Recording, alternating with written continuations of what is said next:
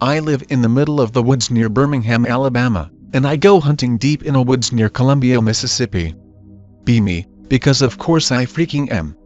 First time out at the hunting club, not the first time I've been hunting. The hunting club is a huge spot of land that used to be an old logging site, until they suddenly stopped and wanted to sell. My friend B buys it immediately. B has no clue why they stopped or why they were so eager to sell it after about 5 years of business. Screw it, it's cheap land, B says. B is freaking loaded, by the way, which is why he was so happy to buy the land, but didn't care about dropping that much cash at once. Anyway, excited to hunt. Haven't had deer in about a year. Grabbed my gear the moment we arrive and B takes me to a stand he's seen a lot of deer in.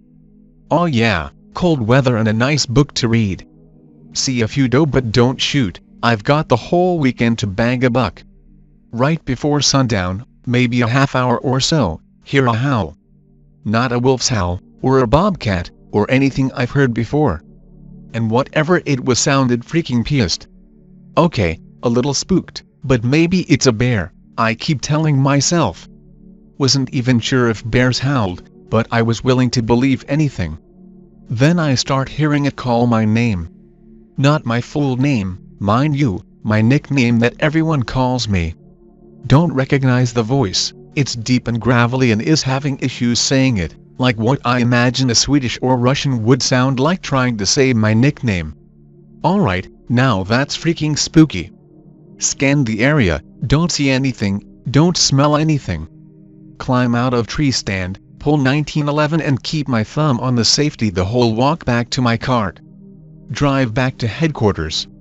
Back at headquarters, another friend, T, a middle-aged guy with a son about my age, has been to the club several times already, and shows up while we're eating. We're all shooting the breeze around the fire. T just offhandedly mentions how creepy it can be out at the club. Before I can say anything about what I heard, he starts talking about something that happened a few weeks ago. Said that while he was in his shooting house he heard his son screaming for help, like he had fallen out of his tree stand. The problem was that the screaming came from the wrong direction. Text his son asking if he's okay, thank goodness, we can just barely get a signal. Son texts back that he's back at headquarters cutting up a hog he got. T realizes that whatever shouted for help was not his son, and that nobody else was on the property at the time. T craps bricks and rushes back to headquarters. I tell them what I heard and everyone gets silent. B doesn't let me go back to that stand, still hasn't to this day. Another night I waited a little too long to get out of the stand. Dark by now, relying on my bad sense of direction and my itty-bitty headlight. Where the hell did I park the cart? Ain't no way I'm walking back. By this point I have gone in the opposite direction of the cart, but I didn't know that at the time. Just following a small trail, thinking it was right. Everything looks the freaking same at night. Find a small wooden cabin while I'm walking. Broken windows, roof caving in, all the usual spooky stuff. Okay, well this place was a logging site, maybe this was like a rest area or something. Oh, but wait. The door's been ripped off of its hinges and is lying in the dirt. Splatters of dark stuff on the doorframe. And what looked like a damn deer leg that had been ripped off of its owner balanced in the broken window. Well frick me, running. Heart is racing, hands are sweaty, wishing I hadn't eaten B's spaghetti for dinner because I feel a little sick. Turn 360 degrees and moonwalk out of there. Just kidding, I ran the hell away. Just kidding, I don't want to die, I power walk back so I don't piss off whatever is out here and incite a chase. Finally find the damn cart. Get back to camp, refuse leftover spaghetti. Ask B about the cabin, try to give him a good idea of where it is. B squints and says nothing. Well alright then. Later that year, go back to that stand. Out of curiosity leave my stand an hour before sunset and go looking for the cabin like a dumbass. Well, I found it. Whole thing's caved in. Ask B about it later. He says it was in the way, needed to get rid of it. This one is super short, so consider it a bonus. Sleeping in our little hunting trailer on the third night we're up there. Nice and cozy. 4:30 a.m. comes early, so we're asleep at 9 p.m. Suddenly wake up to a loud bang and feel the trailer being rocked from the north side of the trailer, the side facing the woods. Wake the hell up, grab 1911 and a flashlight, and rush out with B and Dad in tow. Nothing there. What the hell, we did not all just have a mass hallucination. JPG. Shrug and figure that's a problem to think about at 4:30, not 2:30, and head back inside. Dad grabs my shoulder before I can turn and takes my flashlight. Shines it on the trailer. Huge dent in the trailer and a splat of blood in the middle, like something had cut itself on the crumpled metal of the trailer when it hit it. Don't sleep the rest of the night. Try to follow the blood trail in the morning, but it stops very early in the forest. Plus I don't want to freaking go near whatever was pissed off enough to smack our trailer. Last one. B has a lot of friends, this particular one we'll call H. H comes back early one evening, telling us he's got 2 hogs and wants some help getting them in the cart. Whatever, grab rifle and 1911 and hop in. On the way, H explains that he killed one decent-sized hog, and it dropped where he shot it, but another hog came out just a few feet away afterwards and he shot her too, but this one managed to get into the brush. Alright, cool, I like tracking, my favorite part of hunting. Get to the spot, figure we'll grab the one that he dropped immediately first and then get to searching. Drive up, and the hog is gone. Oh boy, here we go again. GIF. Just a pool of blood, and then obvious signs of the pig being dragged away. H is wondering where the hell it went. It's only been 5 minutes since he killed it. Very obvious blood trail into the woods. Whatever dragged the pig away wasn't concerned about being followed. Follow it a bit of a way before we start finding torn flesh and stuff. More than a little spooked. H says f it, it's just a pig, it can have it, and we kinda power walk back to the cart. Ask if we should look for the other pig. Says he's not hungry enough to meet whatever dragged the first pig away, and hops in the cart. B12. Spend the summer with a tribe on the res. Adopted out cause res life was bad when I was born, and I'd have probably died from gang activity by now if they hadn't sent me away. Uncle is teaching me shit about being a medicine man, cause my dad, whose job that would have been, is dead. Literally the first exposure to anything actually native. Goes okay for the most part. Has me help with setting up the lodge for a Sundance. Part of the setup is taking a boatload of burning ash and sage, and bless a circle roughly 1 mile in radius from the lodge. Apparently this is new, cause shit's happened the last few years, and my uncle got some vision or something that this was the cure to the problem. Uncle up in the lodge focused heavily on proper decorum and prayers for the Sundance. Pulls me aside when we're setting camp up. Tells me to never leave camp alone or without sage. Apparently this is common practice, but I'm new, so I figure he's just making sure. Says if anything happens I can explain, or doesn't seem right, I run as quick as I can back to the lodge, no stopping. Things go fine for the first day, and I'm mostly kept busy by various chores. Uncle is the presiding elder, so he gets to be a fire keeper, singer, and blesser for 3 days straight, no sleeping, cause the other 5 elders are dancers. I'm his assistant or protege essentially, so I'm basically allowed some sleep in the morning prior, but that's it. Fire keeping turns out to be Uncle, 5 older guys, a 20-something-year-old, another kid roughly my age, and me screwing around the fire, keeping it alive. Fire's not allowed to burn out, or else we have to strike camp, move at least several miles away, leave a skin offering, and start the 3-day Sundance all over. That'd be bad, cause that would probably kill the older dancers, so best keep the fire fed and alive. We've all been drinking coffee to stay fresh, so sometime later at night nature calls. Me, kid my age, and 20-something go to take a leak.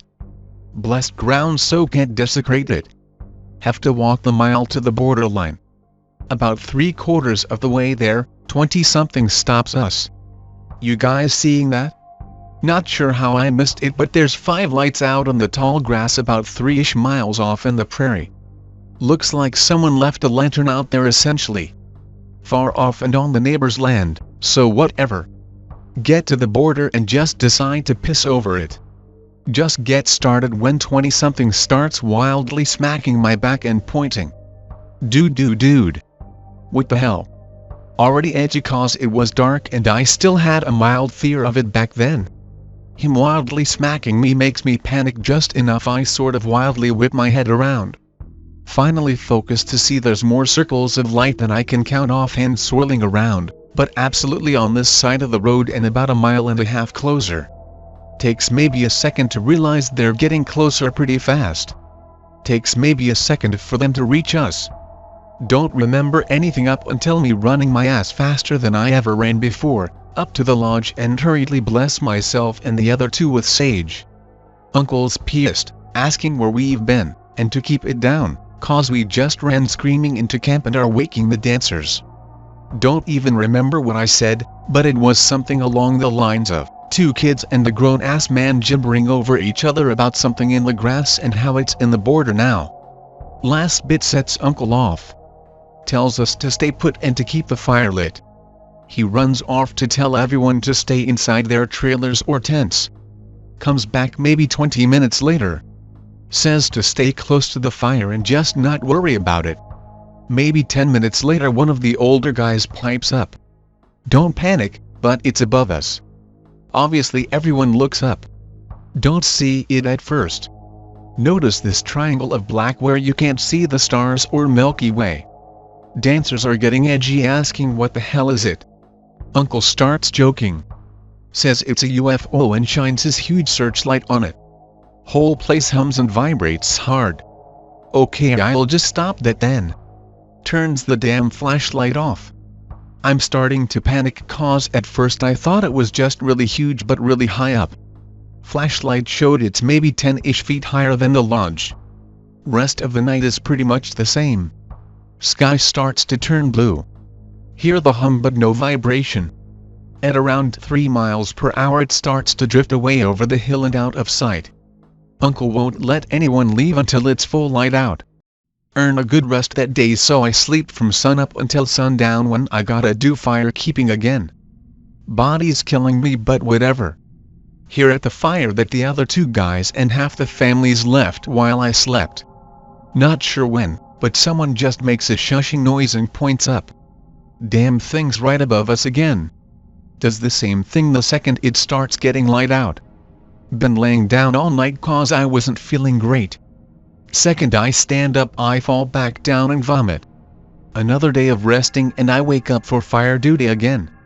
Grandma says I got sunburned from the day before, so my back and shoulders are now covered in something that smells like a skunk and I still feel terrible.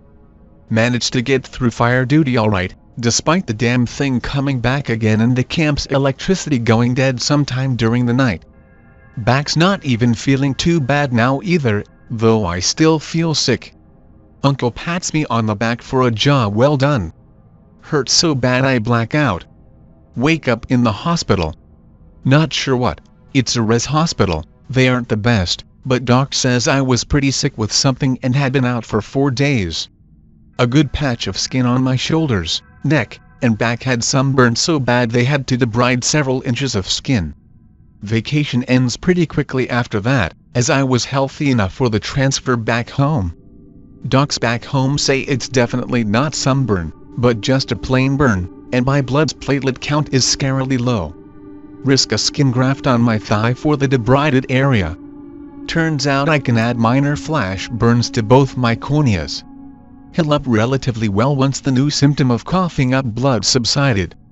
Probably due to the platelet count, doc said. After a year or so I remember a bit more. Only really remember up to the lights hitting, then everybody screaming. Distinctly remember the burning and me falling to the ground.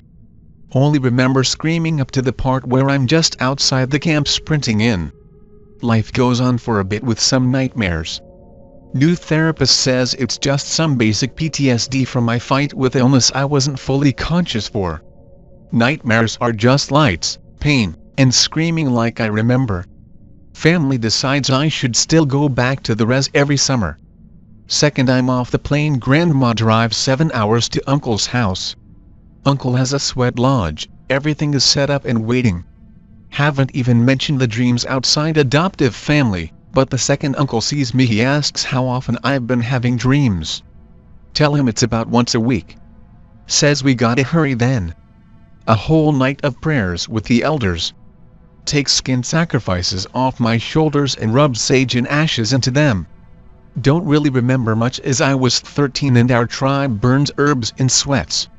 Dreams stop, but every year something weird happens to, or around me at the lodge, though nothing crazy like the first time. Found out later no one saw the lights or heard the screaming, and we were gone for around an hour when it should have been maybe 10 minutes round trip. Only time people heard us was when we were wildly flailing trying to get into the lodge. No one else outside the lodge saw the triangle, but then again they'd basically been quarantined. In the decade since, I've seen the same lights elsewhere, like on the lake or in the woods on camping trips, always with someone else, but nothing ever came of it and I've never seen the triangle since. Weird shit still happens on my property, but it seems to stay calmish so long as my dogs are on the property, but I've since thought about moving back to the res to try and figure all this shit out and maybe take my uncle up on actually learning to be a medicine man. TLDR, shit happened that scared me so bad I'm willing to leave my white bread comfy life to go live on the res in protege as a medicine man. You know, I was just about to comment how these stories are such overdone and unbelievable BS, but I just freaking realized the scariest thing that's ever happened to me has some similarities to the average skinwalker story. Not really sure what year it was, nor am I sure how old or what grade I was in, but it must have been around 2004. Just got off the bus and walked towards my house, unlocked the door and let my dog in. I always felt uneasy alone, but at this point I've gotten used to it. The dog definitely helped. Sit down in my room and start playing Smash. A few hours pass. Hear the doorbell, get up, go down the hallway towards the door. Just before I grab the knob I stop myself. Nobody is supposed to get home this early, and if they were family they'd have keys. The doorknob starts turning and somebody's knocking on the door. As soon as I back away I hear my freaking mom's voice behind the door. Ryan. Let me in, honey. Ryan, open the door please. Ryan. Hurry up, sweetie. I know for a fact my mom wouldn't get home this early and she'd have her keys. I begin to panic as the voice makes its way to the porch of our house. I can see the outline of what looks like my mom's hair peeking through the window, and I hide behind the couch. The dog isn't even alerted, just stares at the window. I'm crying, and crawl towards my room, and as I peek around the door I see the same outline behind the blinds. The window in my room is nearly 8 feet tall. I cry and just lay in the hallway. A few more hours pass and my mom gets home and unlocks the door. I asked her if she came home early, but she denied it. When I told her the story she wrote it off like one of my sisters came to visit.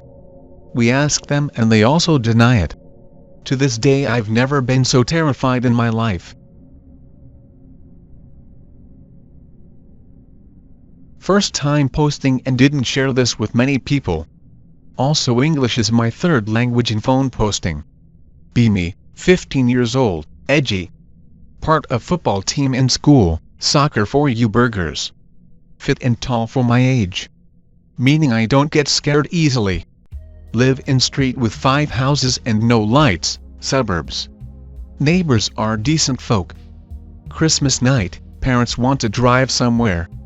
Being edgy, I stay alone at home to enjoy freedom. No snowfall. Watch TV and sit on phone till 1 a.m. Getting tired, want to go to bed. Check house if everything's locked or if someone or something is sitting in the basement. Go to bed, try to get sleep. My room was on the 2nd floor, and I had a good view of the forest from one of my windows. The other one had view on our lawn and the neighbor's house. Had smaller window open for chill. Hear slow footsteps after like 10 or 15 minutes around the house. Keque parents, they always text or ring me when they are coming home. Grab metal bat and look slowly out of forest window, nothing. Footsteps stop, someone is scratching at front door. My 15-year-old mind thought I was dreaming or something, but I had an adrenaline rush since it would be very unlikely that a crackhead would be out here in the middle of nowhere this late at such cold weather. I thought wolves, but that's very unlikely. Grab phone, call cops, report someone's breaking in. Stay online, in 20 or so minutes a unit will arrive. The usual thing. Nah, Lamau, I won't let him get in. Scratching stops. Go downstairs very slowly. Mind you, it's dark and it's hard to see inside the house. You can make out things outside, due to the moonlight, though. Now this is the scariest shit I've fucking seen in my life. Felt like my heart stopped beating. Be downstairs. Walk into living room. Something larger than an average man with a hunked-down head looks through a small opening in the curtains directly at me. The facial things I could make out were all wrong and it had a blank stare. It screams the same thing the officer at the phone said, but twisted and wrong with breaks. In 20 minutes. Stay on the line. I'm frozen and nearly shitting myself still staring at it. I thank him to this day for this. Suddenly light turns on in my neighbor's house. He's shouting something. This thing twists its neck like some freaking snake.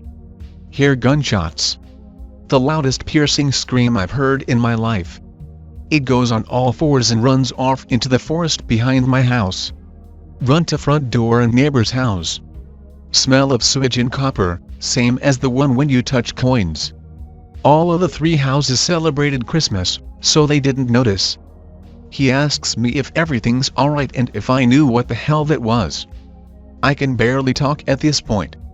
He told me he saw a naked man at my front door screaming. Then it turned around at him and he told me it had blank eyes and generally was all wrong. Cops arrive, seem pissed off. Neighbor does the talking, says someone drunk tried to break in, he scared him off with a shot. He was a former police officer. They write some stuff, get info and drive off looking for him. Don't even look at door. His wife gives me some warm milk and cake to calm down. Sleep on couch there.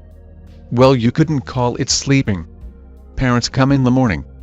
See the fiasco at the front door with large scratch marks and some orange-red bile. Dad asks me what the hell happened. I've struggled here because I didn't know whether I should tell them the truth or not, and end up in a mental ward or them play it off as dreaming. I got my neighbor to it, he confirms my story and they seem to kind of believe me. Never sleep in peace without checking that freaking forest from my window. Also never stayed alone at home ever since. When visiting my parents, I always meet neighbor and chat about news of that night. He too sleeps with one eye and ear open.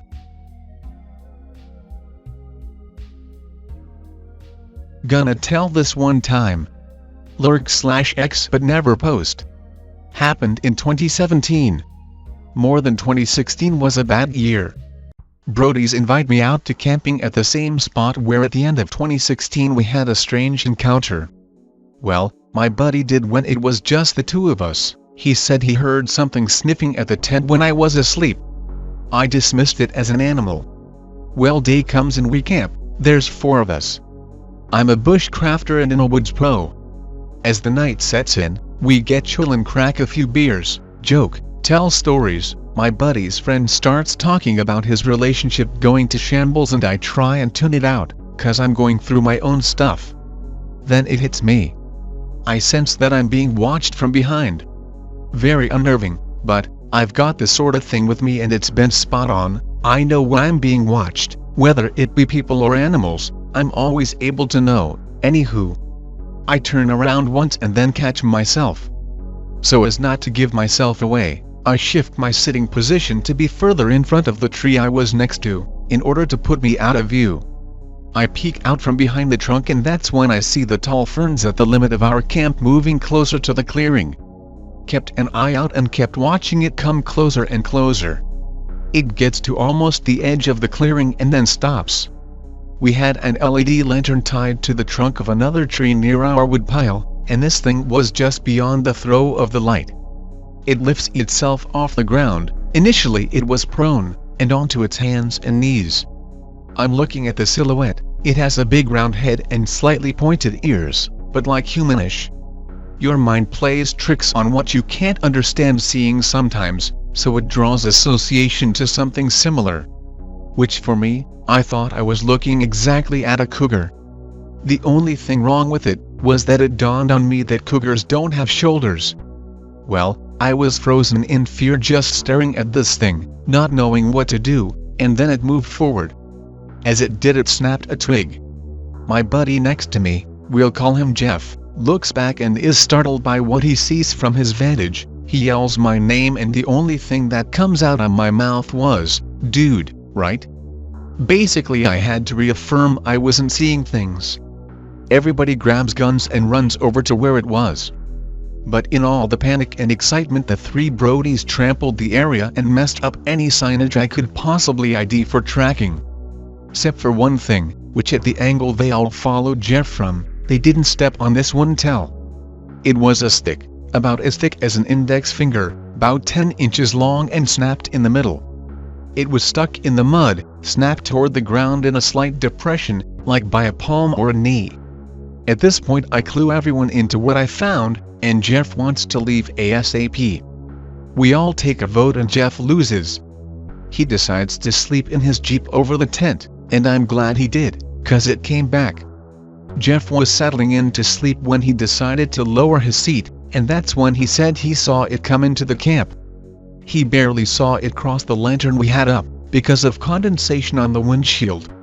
Well, he wiped it off really quick and just saw it barely, before it went back into the darkness. It had been raining periodically, but it cleared up and we had some good moonlight.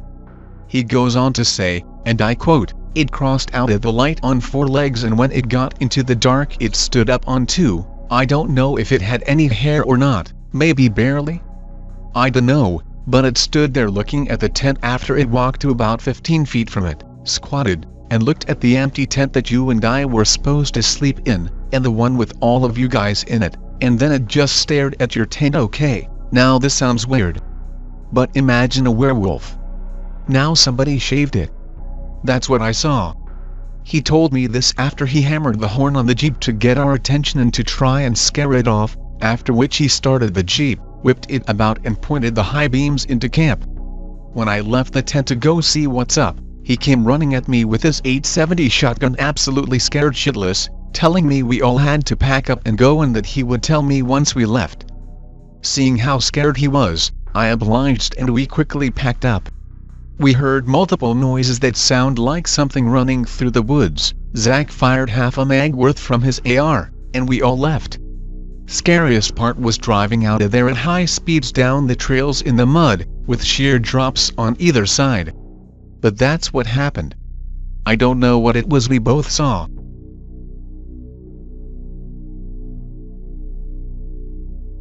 So, I read some creepy stories from people serving in the army in their respective countries yesterday, and decided to share my story. Short info: I served in the Norwegian army. In Norway we have a mandatory year of service if our psychological and physical health is good. I went as north as Norway goes, hoping to get to guard the Norwegian-Russian border as a border Jaeger. This is one of the more prioritized sections of the Norwegian army, so there is also a selection of who gets to go to the border doing operative missions. Long story short, after 6 months I was put in a group of 4 men, regular patrol with medic, patrol leader, next in command and a comm man. We left the big garrison, and went to smaller stations with different areas of responsibility along the border. 19 years. Me and my crew, 4 people, off to a new mission. We are specialized in observation, not being seen behind enemy lines. Mike drives us out about 3 kilometers where the road ends. Put on our gear, start walking along a small gravel road which leads to the observation tower. Winter is coming. JPG. It's getting colder and darker each day, No problem though, as we have trained in the worst weather this part of our country has to offer. 5 hours later we reached the destination. 25-meter high tower with a small cabin at the bottom. We'll stay here for the next 22 days, no phones. We've been here before, it's our usual base while out on missions. Our job is basically just to watch over the Norwegian-Russian border 24/7 and walk patrols along the border line.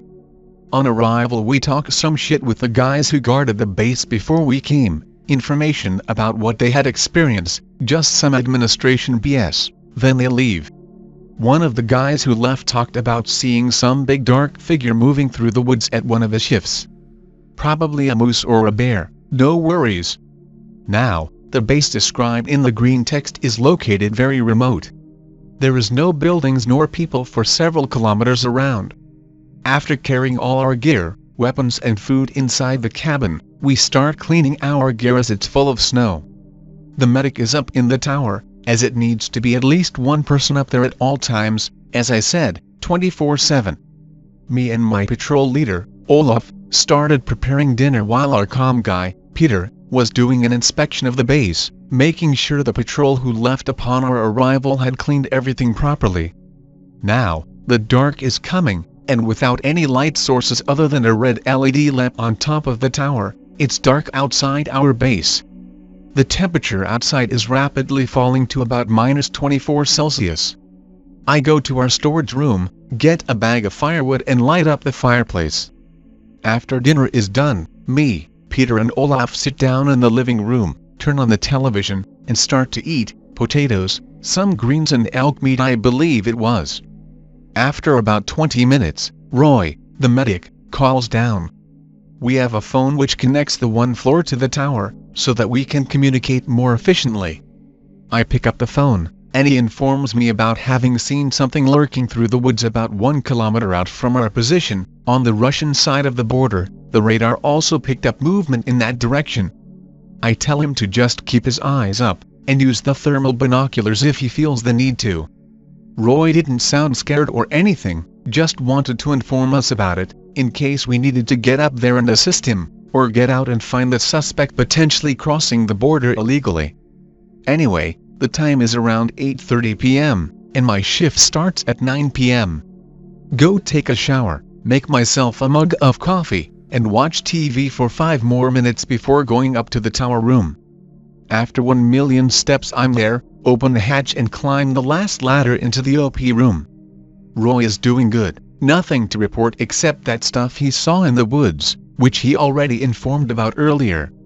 Roy says good watch and leaves, a freaking stupid tradition, but it's nice. Sit down, pour myself a cup of coffee and relax. So, we have a lot of equipment in the tower, much of it is actually confidential so I can't share too much about it. But we have a computer, with an internet only for mails and a chatting program which is connected to other bases along the border.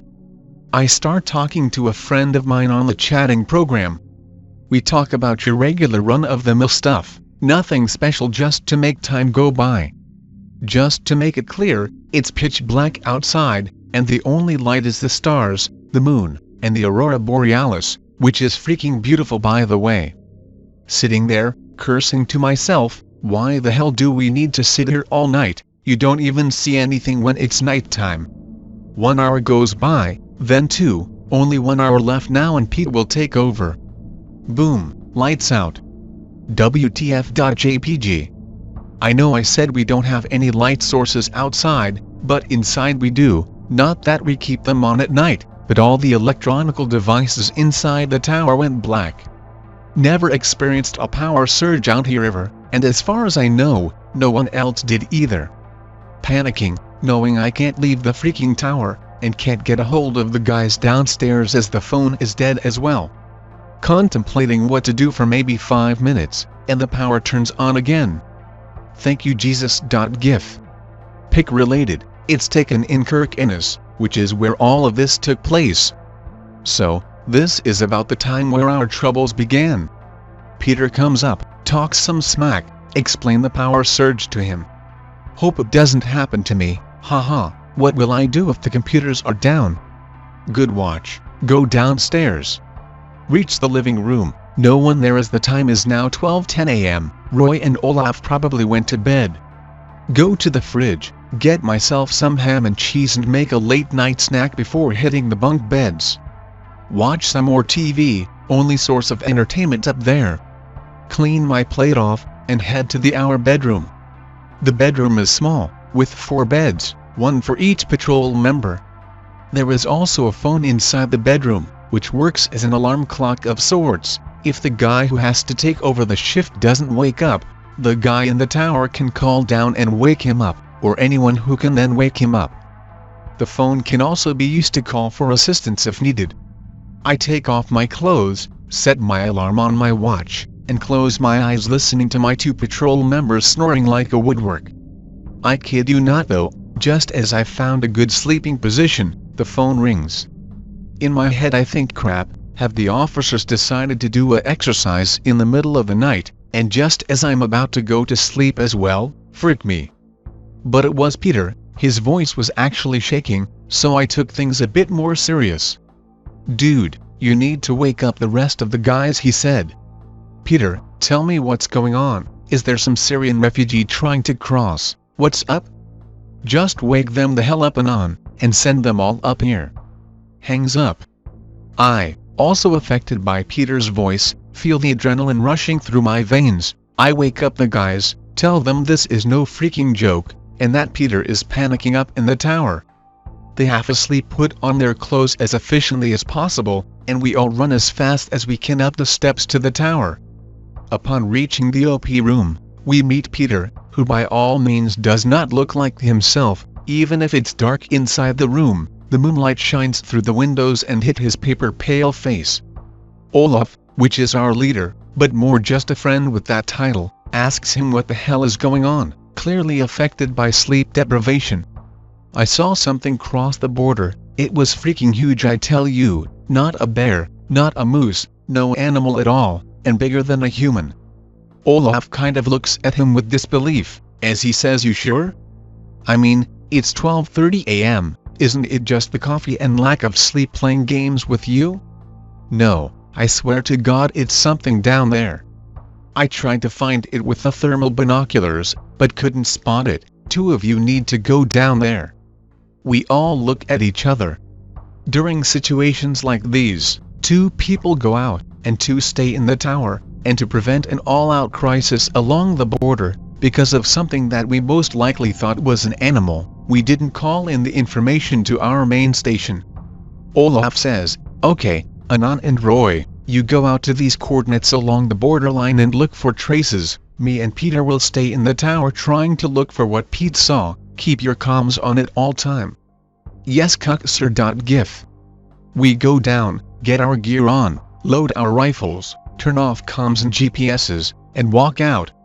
It's a steep hill that leads down to a big pool of water on the south side of the base, and we were to walk towards that water along the borderline. It's really cold outside, but not too windy, very silent. We walk, no info from the tower pair, and no signs of any crossing anywhere. After about 30 minutes we reach the coordinates given to us, turn on our flashlights and start looking around. What the actual frick? WebM. Huge prints in the snow, like gigantic holes. No signs of fingers, claws or prints, just holes, like someone shoved a clenched fist in the size of a big log straight down into the snow. The footprints, or whatever the hell they were clustered together in a relatively big area of maybe 2 by 3 meters. But the range between each cluster was a whole different story, estimated to be maybe 2.5 to 3 meters between each cluster. Frick me. Now the adrenaline started pumping for real. Me and Roy just looked at each other in disbelief, and Roy said, which I remember very clearly, what in the actual hell could have made these prints? The comm goes off. Both me and Roy jumps like a mother fricker. It's Olaf, you guys need to get back up here, now. It sounded like a bad horror movie, and I immediately thought of encountering a freaking huge bear, but a bear wouldn't have made those prints. Why? I replied. I saw something, I don't know what, but it's the same thing as Peter saw. You need to get back to base, it's huge. Okay, scared as hell and asked, Where did you last see it? It was just by the name of the lake/pool of water, maybe 200 meters north. Now, as I said earlier, it's dark outside, but the snow and clear sky with moonlight kinda illuminates the forest. And me and Roy had obviously been walking towards that pool of water the whole time, and at this point we were most likely less than half a kilometer away from it. We started running, but through deep snow, with heavy gear on our shoulders, it didn't go as fast as we wanted. We halted for a second, got some water from our now almost frozen camelbacks, and then it came, a freaking shriek like you wouldn't believe. It was the most non-human shriek I have ever heard. I can't even explain it with words. It was so loud and powerful, the snow from the trees surrounding us started to slip down on our heads. We turned our heads towards where the scream came from, and there it was, tall as the trees it stood amongst, a dark pale creature with what looked like several long limbs to support its eyes. In utter shock we stood still staring towards what looked like a mythological demon. It was maybe 200 to 300 meters away from us, so it was hard to get a good look at it, but you definitely saw it was there. Also it was, as I said, tall, not particularly big in width but tall as the medium tall trees growing around this area. I'm certain it was around 8 to 9 meters tall. Frick, run Roy, we need to freaking run. And everything went kinda black. I can't really remember anything from our run, only the sensation of blood in my mouth and the focus on every step I took while running, making sure not to fall over. After running for as long as we could, we needed to stop yet again, weapons ready this time. No visual signs of the thing, but yet another shriek, just as terrible as the first one, then thumping, loud, ground-shaking thumping. You know the Jurassic Park movies? When the biggest dinosaurs walk, that kind of experience, it felt like the whole damn ground moved. Instead of waiting to get a visual on this thing, we decided to start running again, but clearly exhausted, our speed slowly but surely went from decent to plain walking. Constantly thinking of the utter and complete terrifying thing we just had seen, we threw our backpacks away, hoping this would make our retreat at least a bit more effective. It did. We came over the last little hill and could clearly see the tower now. Comms started making noises, afraid the thing might pinpoint our location. I turned the volume down. Olaf came onto the comm. I have no freaking idea what that creature is, nothing like I've ever seen, but it's not far behind. It's lurking in the more overgrown areas just beside the trail you are on. I constantly find and lose it through the tower binoculars. You guys just need to get the hell back here. Thump, thump, thump, thump, thump, thump. I imagine it started running, and from the sound towards us. We did the same, literally running for our freaking lives. The shrieks became louder, more angry behind us, as it continued to follow us. That's at least what I believed it did. I'm sure I can talk for Roy as well when I say it felt like we were about to die from exhaustion. We forced ourselves up the last 50 meters of trail before we reached the front door. Hands were shaking, trying to type in the code on the door lock as quickly as possible. Door opens, when both kinda jump in, making sure the door is as locked as can be. Take Olaf and Peter's weapons with ammo, carry it all up into the tower room, and explain what we had seen much more up close to Peter and Olaf. They are both pale as ghosts now. Roy can hardly speak. We write it all down as detailed as we can, and deliver it to the main station via mail. Rest of the night everyone is constantly on their toes, watching over the landscape, not saying a word to each other. This was also our last mission before ending our 1-year service to the Norwegian Army. We decided to reschedule our patrol plan, so that everyone walked during the short amount of daytime. The officers didn't believe us, and kinda mocked us, but was glad we didn't call in for support because of some animal. I'm 22 now, so this was 3 years ago. I no longer have any contact with Olaf or Peter. I know Roy got PTSS and killed himself last year. This is the best I could find online representing the creature we saw pig related. Imagine it without that black cape, 3 times taller standing up.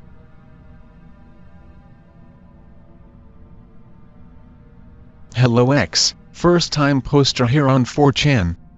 I have been thinking about posting on 4chan, especially /X, about what you are going to read about, a mix of /K in there too, but I kept it hidden for a long time because of personal things that happened in my life since then, and also because of me thinking it was just going to be some temporary thing.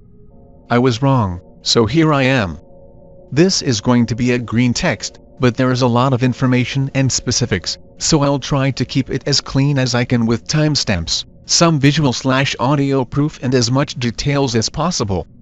There is going to be multiple people involved in these events, around 5 including me, so I will create some fake names. Joe, male, closest friend of mine; Sam, female, Joe's girlfriend; Max, male, Sam's best friend; and Ryan, male, Joe's friend. This happened in France, so please understand the laws and other things that are mentioned. This is going to be a very long post, so please hang on. Be me, in my early 20s, a military gear mong and overall spook enthusiast. Wanted to do urbex for a long time now, but every time there has been something that stopped me from going. September of 2020, father dies unexpectedly at the end of the month. I am devastated and shocked, but I hold on. Some friends contact me again and I try to clear my head from the recent event. Joe, who contacted me to try to clear my head and to make me feel better, tells me to come to his place to have a drink. I accept. Sam, Ryan and Max are also here. We all have a drink together, moderately. Joe and I end up in the kitchen, where we end up talking about spirits, and I tell him that I hope my father rests easy. It turns into a wholesome moment, glad to have him as a friend. Conversation then shifts into asking ourselves if those things exist, and we also end up thinking about possible abandoned areas. Joe tells me about an abandoned sanatorium in a forest, midway in the mountains, where we already went during the day, long ago, but never explored the place entirely. I just remembered about it when he told me. We then talk about urbex and I mention how much I'd like to do something like that during the night. We both like the idea and we ask the others if they'd want to join. Everybody agrees and so we plan it. Beginning of October, a few days later, we settle for a Saturday night since we are all free. This marks the beginning of a multiple set of events that happened in different nights. Before heading there, I locate the area on a strategic maps app that I had, called MGRS and UTM map, put a few markers on it and we have a briefing to plan things out. What we are doing is not legal in any way, so we are making sure we are careful enough, pick related. Each flag corresponds to a building, there are 6 in total. The red flag is the main building, supposedly most interesting one to visit, with each group of buildings inside of an orange circle, to calculate the distance of each area. On the top right of the picture, you have a red arrow that you can barely see on top of the road. This is the parking lot where we stopped with our 2 cars. You can see a clear field. As you can see, there are multiple entrances, multiple exits, and you can even rejoin the road from the other side of the complex, which can be useful if there is security. But this is obviously the least of our problems. There are multiple nights to it. Night 1, first encounter and happenings. We arrived at approximately 2100 hours at the complex. It was already dark, and we stayed on the parking lot near the complex for around 30 minutes gearing up, and had another briefing to make sure everything was understood before entering. We kind of got all the intel we could about the complex, and it is an abandoned sanatorium. 6 buildings, most of them are open with little to nothing stopping you from going inside. As mentioned earlier, it is illegal to go inside, so we were keeping a lookout for security and possible people that passed by the whole time. Anyway, at around 9:30, we moved in. Our goal was simple, to explore, map the area and enjoy the urbex in a safe manner, making sure everyone was careful and understood that it can turn dangerous very quickly. We however heard things about the place, so naturally, that's why we chose it in particular. It is not the safest place. There has been rumors of cultists, more precisely Satanists, that used those grounds at night, but also your common tagger that just wants to have fun or other party goers, so anyone really. So there I was, with medium duty gear, and 4 other people, with different kinds of stuff but mostly light type of gear, We all went for a more civilian/concealed look, except for me. We didn't bring any firearms, mainly because of the road and because of other reasons that will come into play later on, you'll see. Mediumly geared with an FM12 gas mask with filters, no filters when outside the buildings, filters when going inside, comms amplified headset, bump helmet for head with white light on it, riot gear protection, mostly for arms and legs, melee weapons, non-lethal and lethal, plus things to subdue anybody that tries something bad. I was ahead of the group, 4 other people with lights, on point, entering the complex toward the first yellow flag, top right of the picture, with white lights. Every one of us had lights, and we were sticking close to each other the whole time. We entered the first building, tags everywhere potentially made during the day. It is a big building with around 5 floors, huge staircase in the middle with elevators on the side and another huge open part in the back with rooms.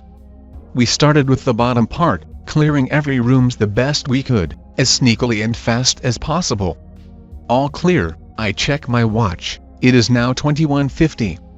We then move up another floor, clear it and then decided to not go up too much because of the crumbling danger, plus the layout would potentially be the same anyway. Then comes Max, he was telling us that he wanted to visit the 3rd floor specifically. Why? No idea, he just felt like he wanted to do that.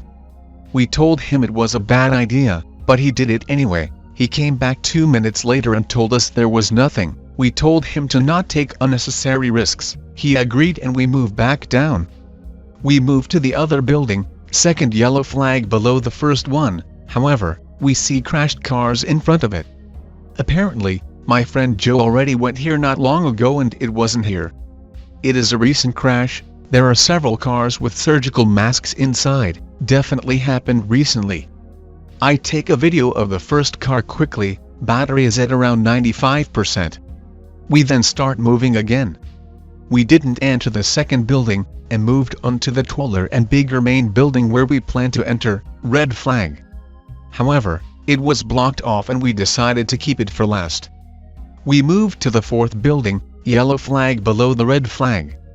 Entered it, cleared the bottom and 1st floor, it was literally the same layout and it was around 22:40 when we came out. And that's when everything started happening. 2 of the group, Ryan and Sam, decided they wanted to go back to the car on the parking lot. They were too spooked and stayed to keep a lookout instead of staying with us 3. All good, we sent them back to the car and they stayed inside one of them, phone ready to signal us for anything and stay in contact. So, we are now 3, we moved to the building at the bottom, same layout, however this one had an outer building that looked like a garage with burnt cars inside. We went in and it started raining, important detail as our footprints were now visible inside the building since we were drenched and the inside was somewhat dry. There is another exit on the other side. One of us hears footsteps inside as we are leaving the building, we all turn and there was nobody. We then see 2 fresh footprints on the side we didn't go to, however, there was just 2 footprints, no continuation at all on them, in the middle of the other freaking exit. We got ready for possible human contact at first with non-lethal, taser and batons, as we didn't want to kill anybody, so we then basically made sure it was entirely clear. And it was, nobody else around. After thinking about it for a bit, we then headed for the last building, making sure that we'll go back to our cars right after checking it, we don't want to encounter anybody else.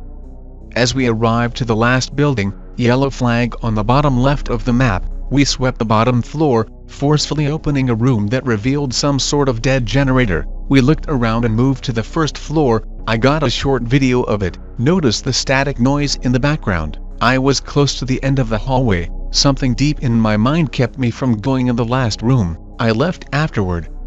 Also, my phone battery was getting drained like hell and I noticed it was mostly dead. I could only record 1 video and it died.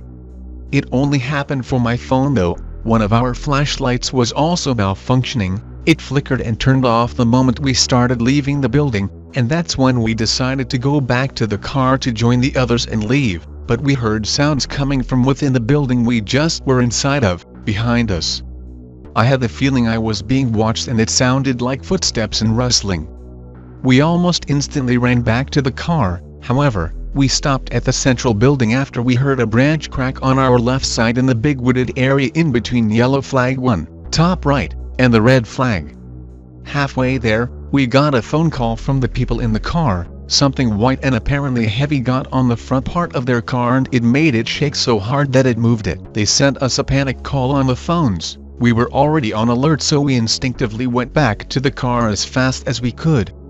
The whole time though, we could almost not hear anything on the phone, as if something was screwing with it. Coming back to the car, we saw that their car left. They went to the closest city in search of safety. We checked around the car for any sightings of the entity but found nothing. Until we left toward their direction. We went the same way as them and we literally saw the white ball of sort on the right side of the road, literally headed for the same direction. It moved around 1 kilometer on the side of the road from the time they moved to the time we crossed its path. I did a 180 on the empty road after seeing it to try and intercept it or get a better view, but it was gone. We then regrouped in the nearby city and debriefed. They explained that as they were waiting in the car, they saw something inside of my car while they were waiting, a black figure in my driver's seat. That my car was next to them at the time. They then felt the white thing and saw it on the front of their car. They drove off in panic and they saw it chase after them while they were leaving. There was no damage on the car, no real marks that showed it was there, just some dirt where it supposedly hit. That's the first time we went at night. It was just a bit before 2300 hours when weird stuff started happening, and around 23:30 when we arrived at the car and they got spooked. Max and one of the persons in the fleeing car, Sam, will be important on the second encounter. Night 2, second encounter and happenings. A few days later, we decided to go again at around the same time, at 2100 hours.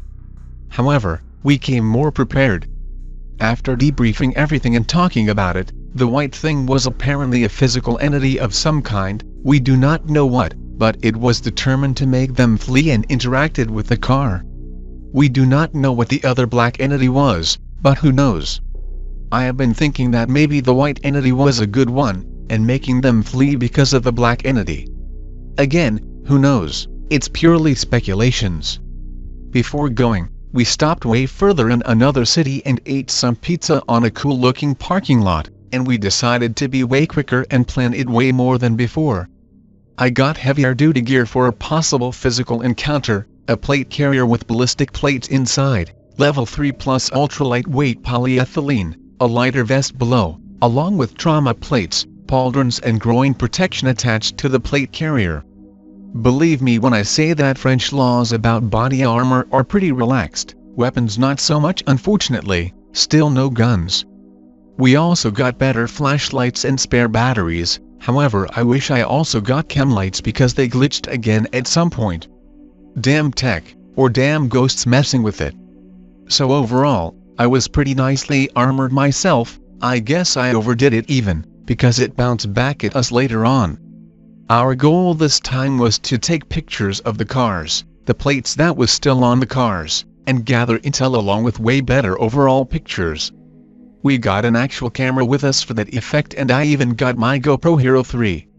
We arrived at the place a little later, at around 21:45 hours, however, we stayed on the parking lot way longer and scanned the area from outside to see if we saw anything weird or heard any noises.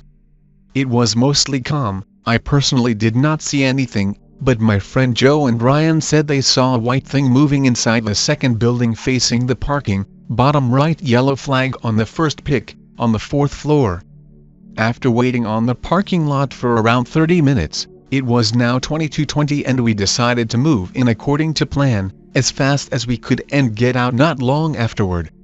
However, a few minutes after entering, only having made around 50 meters inside of the complex, I halted everybody and we started hearing a lot of footsteps and rustling all around us, in the bushes, in the buildings, and I heard faint whispering in my comms. We felt something didn't want us there. Now, I am thinking that it is because of the equipment I had. It thought we were possibly attacking it, thus it became aggressive, but that's only a theory. so we left as fast as we could, but remained on the parking lot.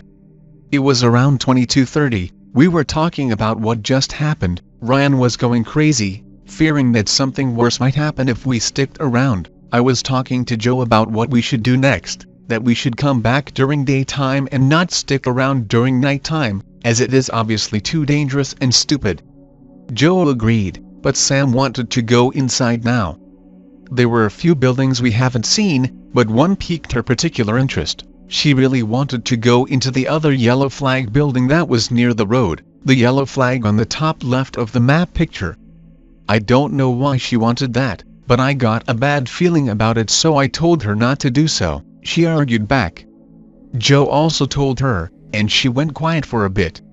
Max wasn't saying much. He was sitting on the side of the car, but at some point, him and Sam started arguing with each other as I was looking away toward the complex. Apparently, Max said something about Sam that she heard and it got her mad. I can't remember what it was though, but it apparently made no sense. Sam and Max started almost physically fighting each other. Now, I don't understand myself, but it was such a sudden change of emotions because they're usually best friends. They never fought before, and especially not like that. It's as if they wanted to kill each other. We separated them and got very confused at the situation at the time.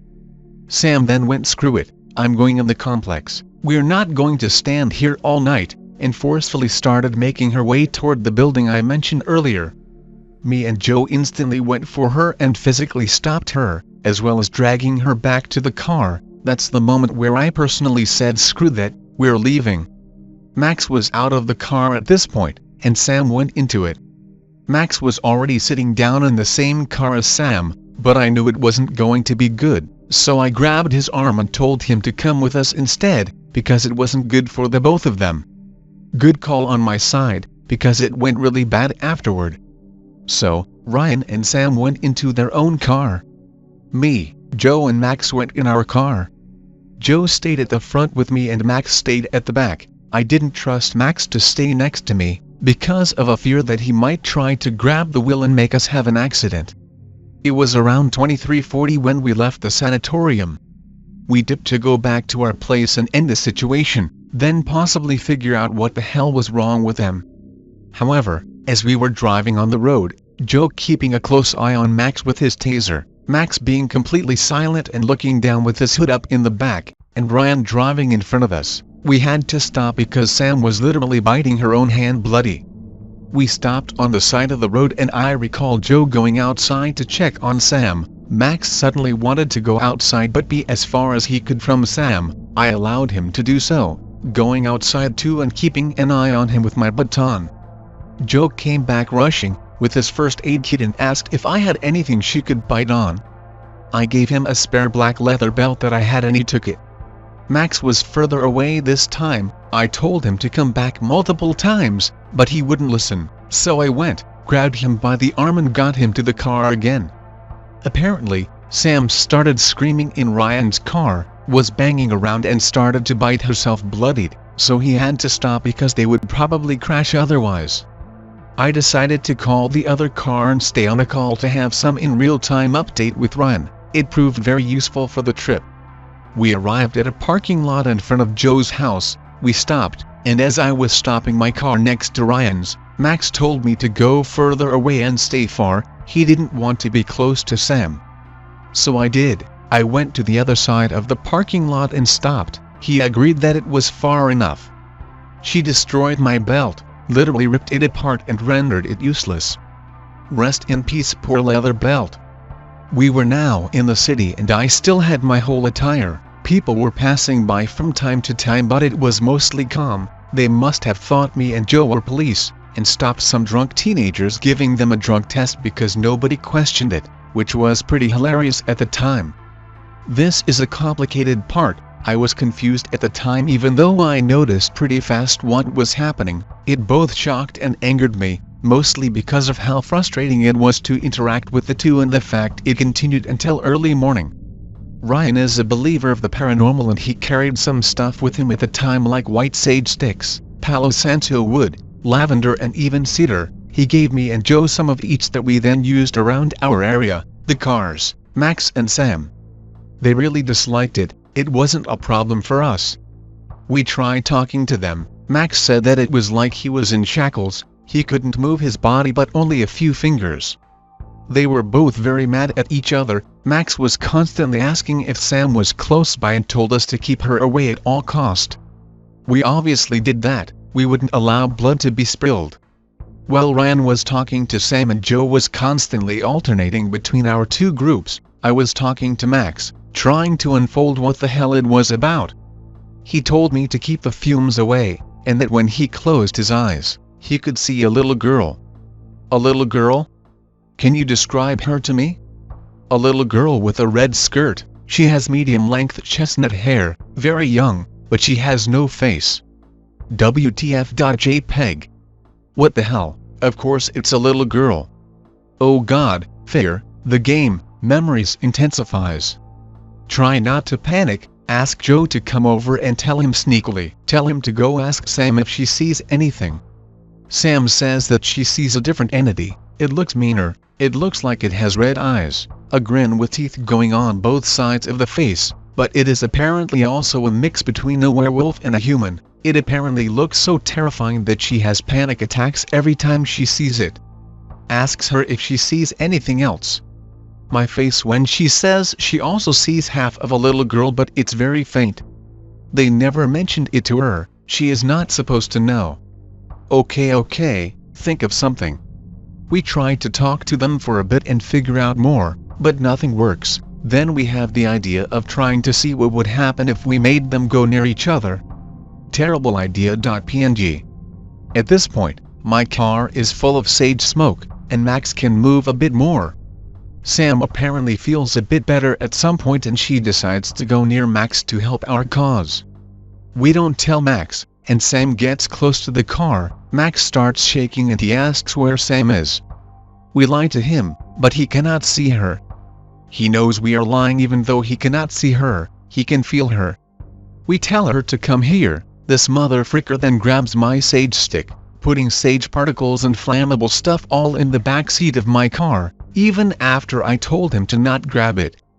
I hit him with my baton in the hand, yelling at him that he is getting tased the next time he does that. He goes passive again. I tell him to calm down, while also trying to calm myself down. He then relaxes. At this point, I think the girl that is inside of him dips for a minute or so, either because of fear or the other entity.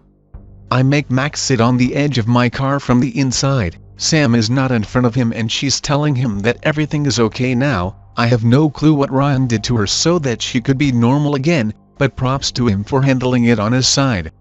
She is trying to use emotions to drag him back toward her. Being best friends, I think this is the only logical thing to do, remembering old memories and making his true self come out on top, making him come back to his senses, I guess. After a sort of wholesome discussion with her trying to make him stand up, they both hug. They both started crying uncontrollably for a few seconds and the sage literally blows up. It freaking blows up, disintegrates, and Max fell unconscious for 5 seconds. I have no idea what happened, but I saw it with my own eyes and it still terrifies me. We went to pick him up and I moved back a bit. Apparently he was himself again and felt better, so was Sam. We all decided to go to another city that was near the sea, even though it was now 1 a.m., to hopefully relax. We arrived around 20 minutes later and walked toward the rocks/sea.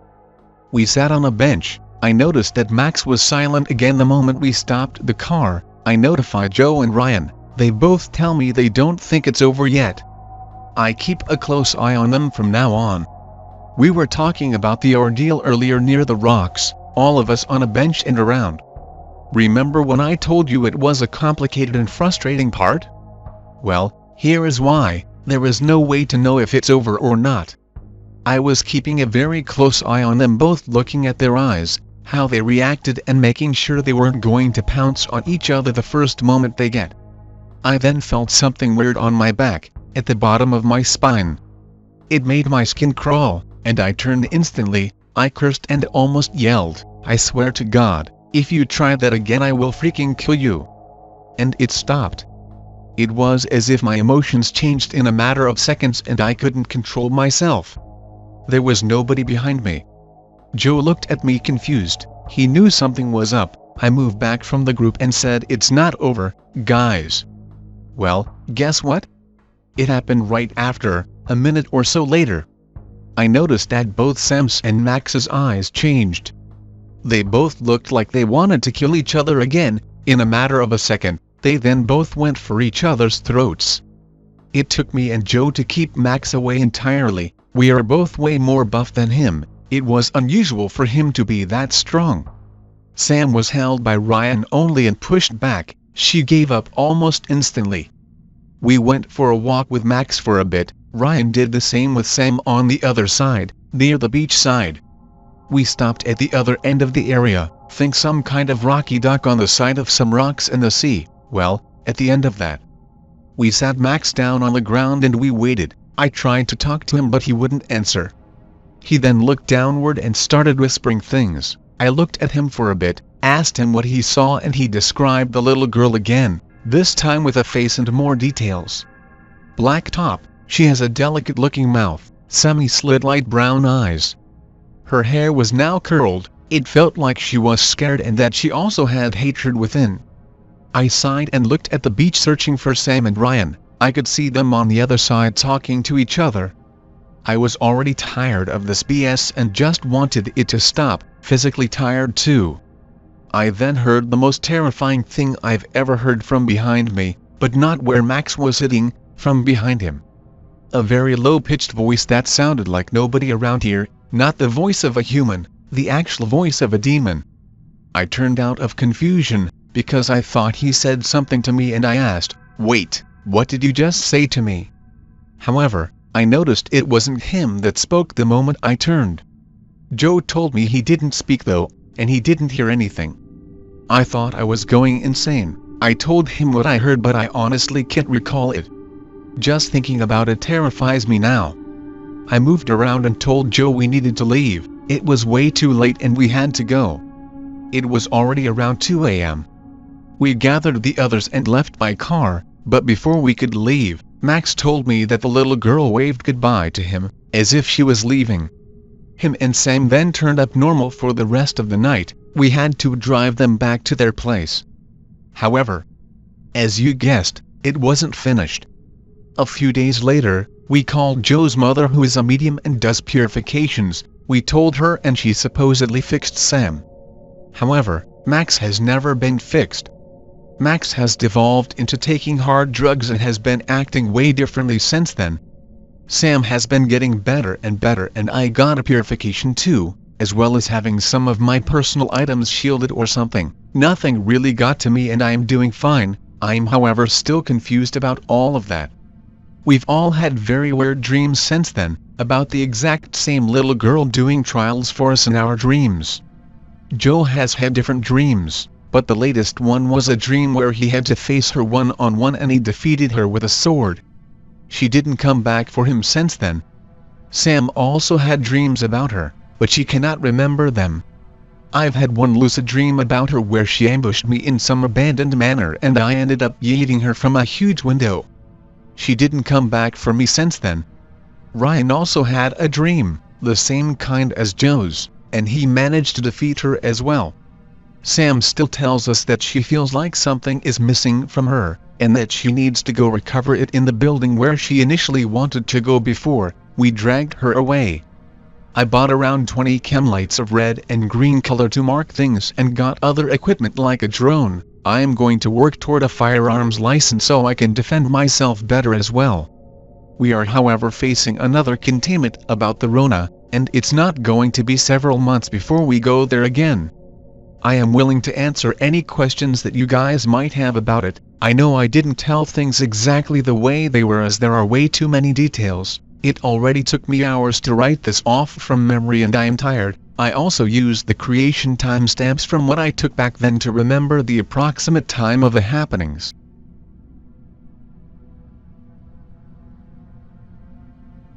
Hi X. Long-time lurker.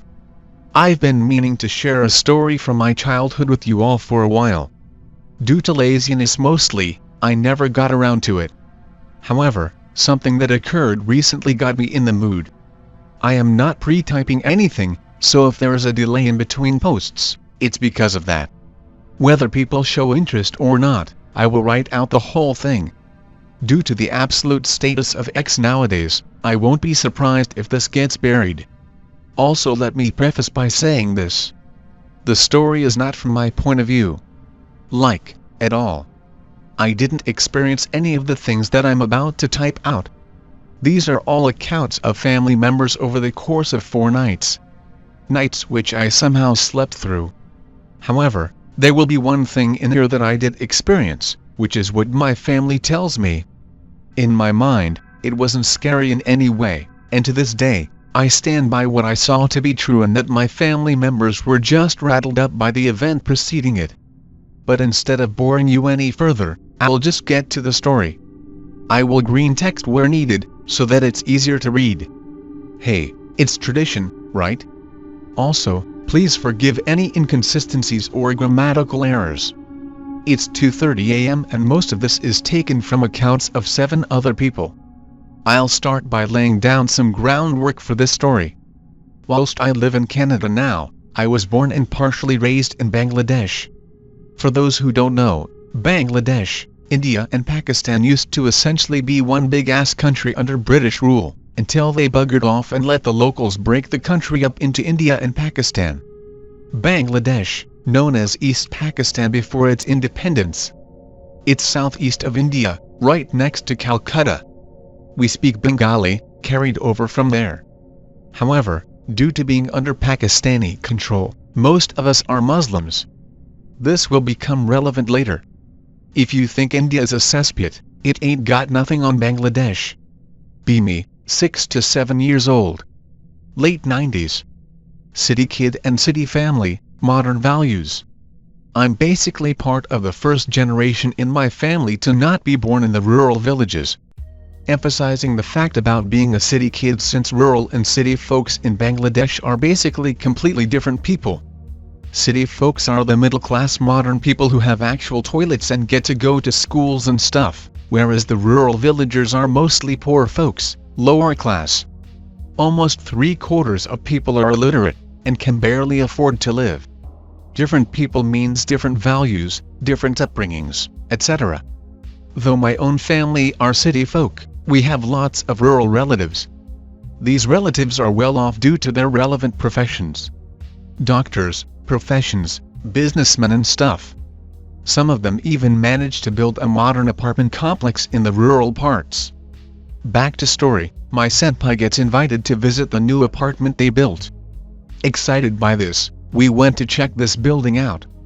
At this point, I'm going to ruin everything by saying that this apartment has no relevance to the story, at least not until later when it inadvertently became a safe house for us. These relatives live in Barzil, one of the southern cities of Bangladesh. We go to visit the new building, and everything is cool. Rural relatives had a bunch of kids my age, so we played a lot. I was an only child until my mom remarried, so it was always fun to hang with these kids. Our plan was to stay for 7 days and return back to Dhaka, the capital, which is where I lived. On the 3rd day, my mom tells me that we'll be visiting another place and stay there for the next 4 days. Visibly bummed because I won't get to play with the kids anymore.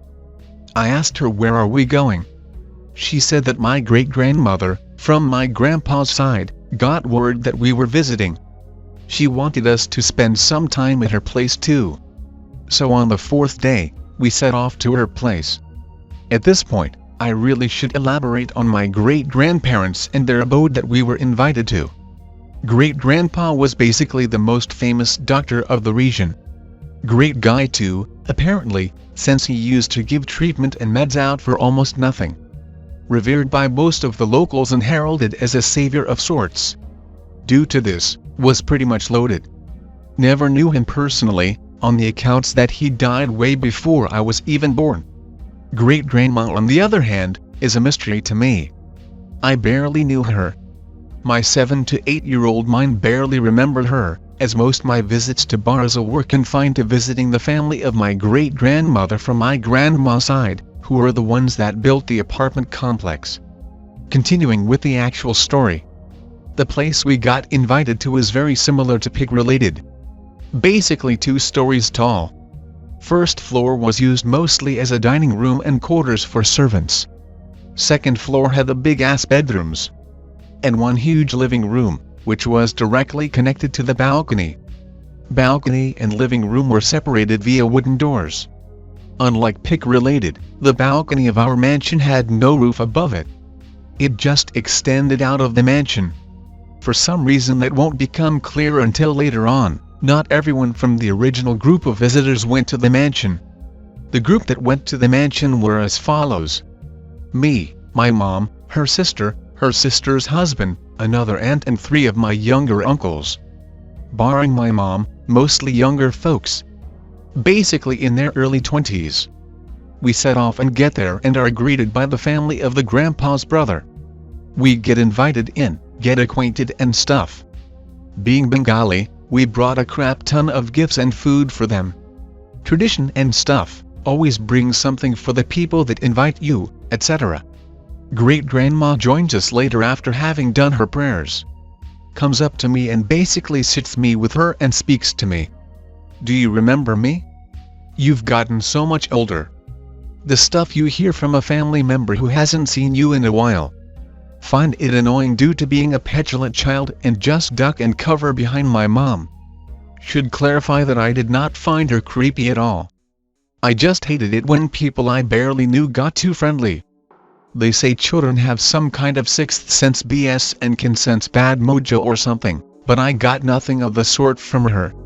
Which is surprising considering what I was told about her in the later years of my life. Going to give a little information on my great-grandmother.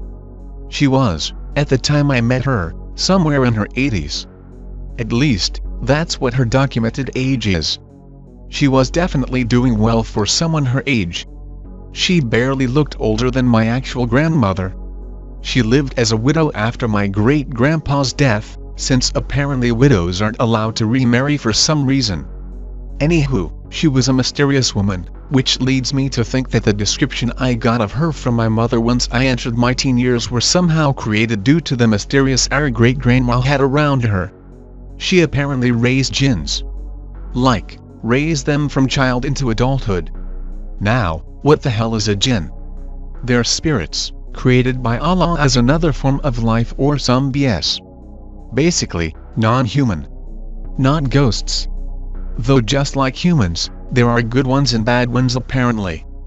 The bad ones are the ones that get labeled as demons, but even the good ones can be mischievous. But yeah, apparently, she raised these things. This wasn't just my mother's impression of her. Most of my family, including the ones from Barzil, were, and are still aware of this fact. I once asked my grandpa about this, you know, since she is his mother and all. Expected him to dismiss this, but even he agreed to it. Obviously, I didn't know this or was even told of this prior to the visit. Who the hell wants to tell an 8-year-old that the huge mansion he'd be staying in was also home to supernatural entities? Though, the following does make me question the process of the people who brought along an 8-year-old during their expedition. Whilst my mom was telling teenage me about great-grandma and her otherworldly kin, I asked her why the hell she went there if she knew of this fact. She told me that my aunt's husband, who was with us during our initial visit to the apartment complex, was told of the stories of great-grandma and was adamant about visiting the place.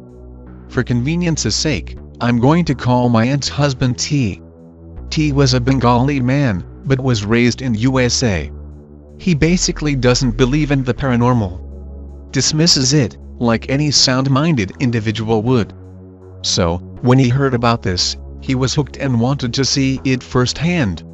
My aunt, let's call her S, on the other hand, was not at all for this. She claims that she was haunted by ghosts for a long time and suffered a lot of night terrors during her teen years. Her stories are also something I can discuss after this one, if people are interested in them. Should also mention that S and T were newlyweds. Like, they got married just a few months before the visit. T basically forced his decision to go visit the mansion onto S, since S didn't want to upset her new husband. My second aunt, who I'll call A, along with my mother, decided to not let them go alone and tagged along, mostly for Aunt S's sake. Along the way, 3 of my uncles also got wind of the paranormal mansion. They tagged along because they were young and rebellious and did not believe in the supernatural. Continuing with the story. Our posse is now at the mansion. We are having dinner in the dining room. Dining room is also connected to the kitchen. Kitchen, and by connection, dining room, faces these 3 sets of windows that look out towards a semi-forested area behind the mansion. To clarify, it isn't a full forested area. It's basically a garden, but it is intended to, basically, weeds, grass, bushes and a crap ton of coconut and mango trees. Not dense enough to block out the sun during the day, but dense enough to be very spooky at night. We get done eating and move back up to the 2nd floor. There are 4 major bedrooms on this floor. One is occupied by my great-grandma's son and wife. One is for great-grandma herself. One was given to the newlyweds and had a smaller balcony attached to it.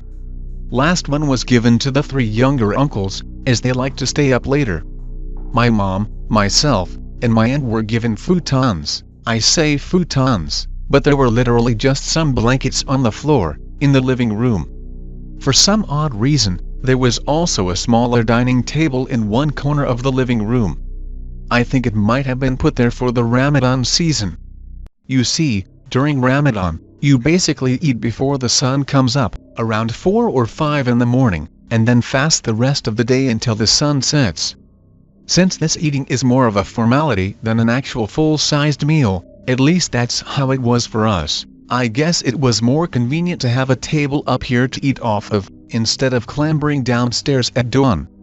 Next to the table were some wall decorations, including a portrait of William Shakespeare of all people. Here's a crude drawing of the layout of the 2nd floor in top-down view. Also, from here on out, all spooky going-ons will be accounts from those who were involved, as I somehow managed to sleep through all 4 nights of paranormal activity. First night. Everyone goes to bed. It's later on during the night, somewhere around 2 or 3 a.m. Aunt S wakes up to scratching noises. Due to her previous experiences, she is freaked out by this. She wakes up T, who saw how shaken she was. She asks him if he hears it too. He does, and realizes it's coming from the balcony door. Him being him, he thinks it's a branch or something and tells her to go to sleep. She insists that he go check it out. He gets out of bed and goes to the balcony door. Unlike most stories, where when a person gets close enough to the source of spooky antics it just stops, the scratching kept going until the very moment he opened the balcony door. He opens it. Nothing there. Not a single branch or shrub is close enough to the door to make the scratching noises. Supposedly, he was spooked by it but convinced my aunt that it was perhaps the door settling in the cold of the night. He shuts the door and gets back to the bed. My Aunt S is now in full spooked mode. Tells him it was a bad idea to come here. He tells her to relax and they both lay down again. Few minutes later, scratching starts again. This time, my uncle runs to the door and opens it. Still nothing. He peered over and realized there was a window to my uncle's room. He apparently went over to their room to scold them because he thought they were trying to spook him out, but none of them had ever opened the window. T calls BS and opened the window himself to try. The balcony was way out of reach for any of them to pull that off, lest they climbed out, basically Metal Gear Solided their way to the balcony, scratched at the door and managed to return within the span of a few seconds. T doesn't mention his experiment to S, since she would just crap her pants and leave. They both decided to stay up until it was time for the Ramadan breakfast thing. My mom, the 3 uncles, T, S and second aunt all sat at the secondary table. I am still asleep at this point. I used to be a heavy sleeper and could sleep through anything. The gang is eating and whatnot, when T notices a severely distressed look on Aunt S's face. She went white and kept giving a 1,000-yard stare at the William Shakespeare portrait. T shakes S out of it and asks her what the hell she was doing. If you didn't realize by now, the guy was and in a way still is douchey to this day. She then tells everyone to look at the portrait. At this point, everyone realized that the portrait of William Shakespeare looked pissed off. My mom described it as such. We don't know for sure if the picture was originally drawn that way, or if it was like that when we even arrived. But at that time, in her eyes, the man in the picture looked angry. Supposedly, S stood up and moved around the room, only to realize that the eyes followed her around. Though, only she seemed to see that. The others, whilst saw the anger in the picture, didn't have the eyes follow them around. Aunt S was far too spooked out to sleep in the bedroom, and resorted to sleeping with my mom and the other aunt in the living room, sandwiching herself in between the two. T apparently went back to the room and slept alone, but once he heard the scratching noise again, came to the living room. Night 1 ends, day 2 begins. First thing everyone does is go check the portrait. No anger, just a standard face. Eyes didn't follow anyone. Everyone, except the 3 uncles, collectively crap a tiny brick, but chalk it up to being awake at such a weird hour. 3 uncles, who did see pissed off Shakespeare, laughed it off. Started making fun of T as well for leaving the room at night. I'm awake, we have breakfast and such. See great-grandma, talk to her for a bit. Getting used to being around her. She was super nice, asked that her son bring some of her grandson's toys around for me to play. Bunch of cool-ass cars, including a black sports car with pop-up headlights. Just typing this out reminded me of something that I never thought about until now. The car had no batteries, and there were no batteries in the house. I still played with it, and kept manually pulling up the headlights, but they'd fall back down because no batteries. I distinctly remember at some point I was playing with one of the other toys in the balcony. I set the black car down a little bit further away from me. The headlights of the car actually popped up and it moved around a bit. Like, legit moved, like it had batteries. It was one of those where the actual wheels aren't motorized, but there is a 5th wheel under the car that moved the toy around. The ones where if the car bumped into a wall, it would turn itself around and move away from whatever it was blocking. The car starts moving and there is an unmistakable glow from the headlights that popped up. The car moves, seemingly hits nothing, and then turns around, and repeats this 4 or 5 times. Then it dies down. At the time, little old me brushed it aside as being a faulty toy, but right now, typing this, I realize that makes no sense. It's not like it even had dead batteries in the car that somehow magically pushed out enough charge. I remember opening the compartment and it being empty. Fast forward to second night. Incident from first night somewhat blocked out of the minds of those involved. I get put to bed and fall asleep. At this point, there are 2 separate stories that converge into one. First one is from my mom's perspective. Mom, second aunt and I sleep in the living room. T and S somehow summon up the courage to sleep in the bedroom again. I don't know if they heard the scratchings on any other night.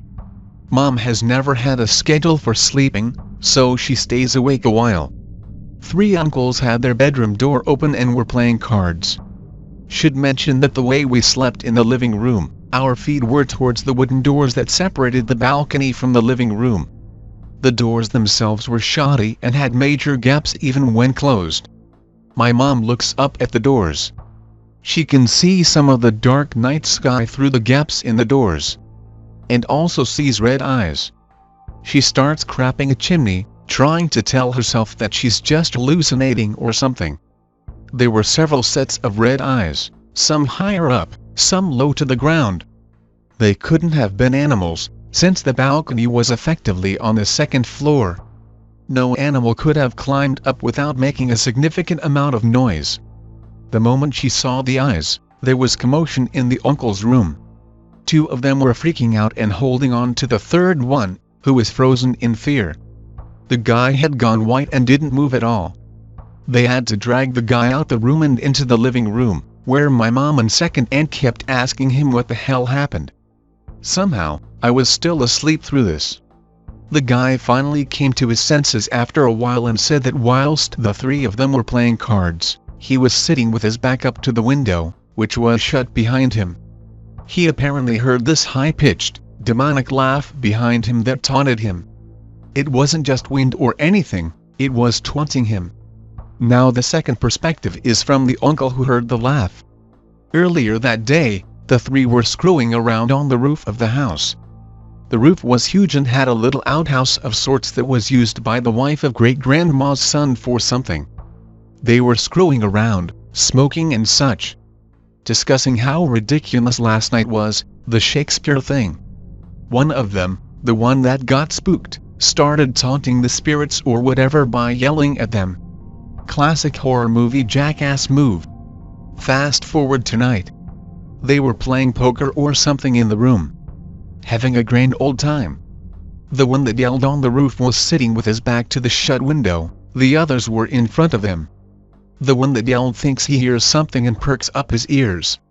From behind the window, he hears this distinct laugh, followed by taunting. To this day, he hasn't described what the taunts were. My mom thinks it was most likely something along the lines of "We exist, you dickhead." The laugh sounded like cries of victory. Which makes sense, because by this point, he was completely paralyzed. He felt that he couldn't move at all. The two other uncles took notice of this. They dragged him out of the room and into the living room. Once he unfroze, he told everyone in the living room about the laugh. The two uncles, who didn't hear any of it, went to the window and opened it. Literally nothing there. In the layout I posted, their room, and the window, faced out towards a cricket field. There is no way to reach the window on the second floor, not even a balcony like the other room. They decided to not tell T&S about this during the Ramadan breakfast, only to spare S. They don't even mention any of this to great-grandma and her senpai, fearing that it might offend her. She knew about her reputation of being known as the one that raises jinns, and the last thing my folks wanted to do is piss her off. The mansion had servants.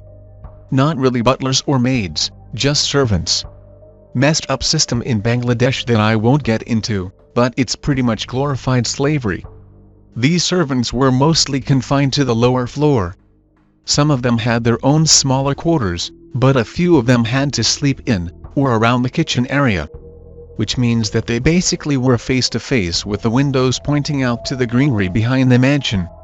If I remember correctly, the second day, after the Shakespearean horror of the night before, my Aunt S actively engaged in conversations with the servants who slept downstairs and asked if they ever noticed anything strange. Sure enough, they did. Shrubbery and trees would constantly move and rustle at night, without there ever being any noticeable wind. They described it as sounding like tigers jumping from tree to tree. They regularly saw red eyes staring at them at night. Would hear talking in some weird unintelligible language. Would also hear things going down on the roof, all the way from the bottom floor. The servants just lived with it because they had no other way to make money. They apparently would constantly pray when the stuff happened. I could imagine living like that, honestly. Third day rolls around. No one wants to spend time in the house, so we all go out and visit the relatives at the apartment again. Under the pretense that there was a feast for us there for dinner that day. My uncle shared this story to the 20-year-olds there. They all confirm that the place is death-haunted and that we shouldn't stay there any longer, as jinns, the bad ones, get worse and worse as time goes by. We reluctantly returned to the mansion that night. The deeper we got into the night, the more spooked we were getting. Everyone decided to sleep in the living room, because no one felt like being alone. I went to bed first, and managed to stay asleep again through the next set of events. Which is surprising considering the magnitude of what happened that night. Deep night comes and we are all asleep. When suddenly, loud thumps start coming from the roof. Like, raining bricks and stones. Sounded like a freaking war. Everyone shot up from their slumber. Everyone except me, of course. The women start crapping themselves. The dudes are tactically crapping themselves, but get up and turn the lights on. The freaking hailstorm of bricks and stones keep going. Great-grandma comes out of her room and takes one look at everyone there, and says something like, "It sends chills down my spine and I wasn't even awake to hear this. I will go take care of it." I kid you not, She said that and apparently just walked up to the roof. The men there are shocked to hell by this, but are way too scared to go up after her. The rain of rock and debris on the roof kept going as she went up. They then heard one final smash. It freaking shook the entire house to its core. Like, enough to cause a few fixtures to fall off the walls. They even heard what sounded like little rocks that broke off of whatever large rock that fell down, settling on the roof. Crap levels have now reached outer space. Great-grandma just casually comes down the stairs. Supposedly gave this knowing smile, said nothing and went back to her room. The crew just sat there, awed by what they just witnessed. No one slept for the rest of the night. After the sun came up, the three uncles plus T decided to go check the roof. Pretty ballsy of them, even in broad daylight. They get to the roof and see a mess of broken stones and a crap ton of bricks. No freaking idea how they got there, since my three uncles were up there the day before and there definitely weren't any there. They find the big ass rock that caused the final smash. Freaking giant rock. Big enough to need 2 people to lift it. They go back downstairs, spooked to hell. Tell the women of this. T then asked the gals to stay there and took the 3 uncles upstairs. They start lifting some of the rocks and smashing them onto the roof. Including the big one, which 2 of them lifted as high as they could and dropped on the roof. They came back downstairs and asked the women if the sounds were similar. The women confirmed that whilst they heard what they were doing, it was nowhere near as loud as the night before. Everyone basically left first thing after I woke up. Never even explained to great-grandma and her family as to why we left. Spent the 4th day and night at the apartment building instead. Story doesn't end here, not yet at least. 4th day. After leaving the mansion, we're back at the apartment building, and the posse relates this story to the other folks. They weren't surprised at all. Spoopy happenings were par for the course for that mansion. I was glad to be back with the kids, but I did miss the toys back at the mansion. Distinctly remember asking my mom if I could take the black car with me before we left the mansion, but she didn't let me. In hindsight, it was probably the second wisest decision she made during the trip. Here's another detail that I should mention. The apartment complex was 7 stories high, and was one of the few tallest buildings around. The mansion was huge too. The 2 locations were separated by a few kilometers or so. Far enough for it to be unreasonable to walk, since it took a good hour or so. But, if you climbed up to the roof of the apartment building, you could actually see the mansion in the distance. 4th night rolls around. Uncles, T, and a few of the other younger men in the family are smoking up on the rooftop. T and the uncles keep looking at the mansion, if only to remind themselves that they're as far away as they can be from that place. Eventually, they start making out these shapes on the roof of the mansion.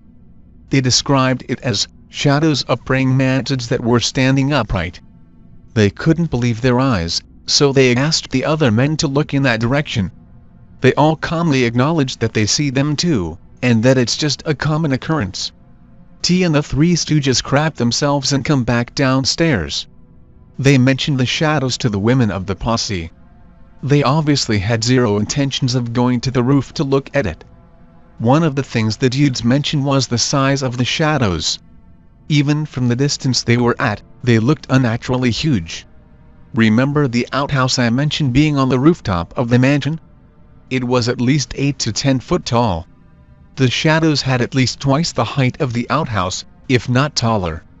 We left Barzil on the 5th day and went back to Dhaka. Everyone who went on the trip decided they would never go back to the mansion, ever again. T and S moved to USA a few months later. My mom remarried and moved to Canada with me 2 years after. The second aunt and the spooked uncle, who I should have mentioned were siblings, but it wasn't too relevant to the story, moved to Australia of all places a few years after that. I was told these stories once I was a teenager in Canada. My Western-influenced brain dismissed all of it since I never experienced any of it, well, mostly any of it. My mom swears by it to this day. I contacted my aunts and their stories are consistent with it of my mom, which leads me to believe that they did experience something those nights. Their commonly shared belief is that the jinns didn't appreciate us being there. They were kept at bay by my great-grandma, at least until she went to sleep herself. My mom thinks that the first night, it went after us, because she always had issues with night terrors and spooky stuff, and was the most susceptible of the posse. I'm guessing they wanted to use her to drive the rest of us out. The jinns were then doubly pissed off by the uncle that taunted them and attacked him the second night. Seeing that no one had left, they went into full frenzy the third night and decided to trash the roof. My great-grandma probably did something that night to calm them. But they succeeded in driving us out. I like to think that the shadows that my uncles and auntie saw on the fourth night were just the jinns having a victory dance. Now, I did mention that there was one story that my family claims are paranormal, which I don't, in the first post of the thread. I still stand by the fact that it was real and that my family is just screwing with me to add it onto the pile of accounts that have already been made. Bear in mind that this whole time, I've been asleep through the things that happened during the night. My mom thinks I was unaffected because my great-grandma had a genuine liking of me, which probably means I was given some form of protection over whatever the hell was happening. This was either around day 1 or 2 at the mansion, I can't remember for sure. I have always been a rather forgetful person, and I barely remember most of my childhood. But I do remember the following. Be me. Bored from playing with toys. Decide to explore around the mansion. Go around the rooms. Eventually come to stairway that leads to the roof. Decide to go upstairs. Hear someone call out from behind me when I'm halfway up the stairs. There's a teenage girl there, walking up behind me. Now, I want to add that for 7 to 8 Bengali me, this was a normal sight, as some of the servants of the mansion had kids of their own that would sometimes work there too. I assumed that whoever this person is was simply told by my mom to keep an eye on me as I went around the place. She didn't say anything after that, so both of us climbed up to the roof. I start running around, go after birds and stuff that are there. The girl hangs around, keeping an eye on me. She's leaning against the railing of the balcony. I remember talking to her, but don't recall if she ever answered. I think she did, but I don't remember her voice. Hell, I don't even remember her face. I only remember that she wore a green sour commas. Eventually, I hear my mom calling me downstairs, so I just left. The girl never followed me downstairs. I completely forget about it for the next few years. This comes up when mom is telling me the stories later on. While my mom is telling me these stories, I told her how I never experienced any of them. Somehow, the talk of me being on the balcony came up. My mom said that I just disappeared during that day and came downstairs only after she yelled out to me a few times. She was surprised and worried that I went up by myself. She is always worried about me being on rooftops because when I was 2 or 3 years old, I apparently managed to leave the apartment building we lived in at the time and climb to the roof, where I apparently stood at the edge which had no railings. It took 3 adults to coax me back to them, because I was taking 1 step closer to the railing-less edge, for every 1 step the adults took to come closer to me. But that's irrelevant. Sorry, I tend to babble. But all that to say that she was protective of me and was scared of the prospect of me having been to the roof of the mansion alone. I told her that I wasn't alone because she had sent the girl to look after me. I wish I could describe the look my mom had after I told her that. She basically said that she never sent anyone to look after me, let alone even know where I was. I described the girl to her the best I could, and she said there was no one that young at the mansion at that time. I still have a hard time believing that, since it could very well have been one of the servants' daughters who, perhaps, was only there that day and left afterwards. The girl didn't seem to be a menacing presence at all and didn't scare me in the least. TLDR, a posse of my family members went to a spooky mansion and got spooked. Also, badass great-grandma was badass.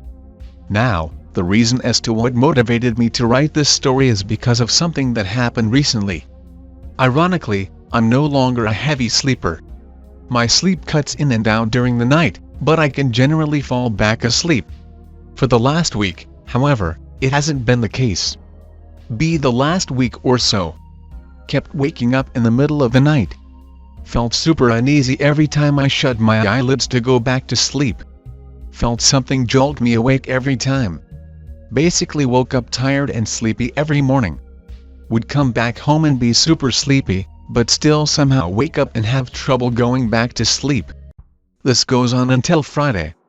Come back from work, tired due to lack of sleep. Decide to go see landlord in a shop. He has a coffee shop connected to the apartment building. Bear in mind that I did not at any point mention my sleeplessness to him. We're chill, so we talk about random stuff. He suddenly brings up my downstairs neighbor. She lived right below my apartment. Apparently she's been going through depression. Landlord at some point visited her apartment and found a knife next to her bed.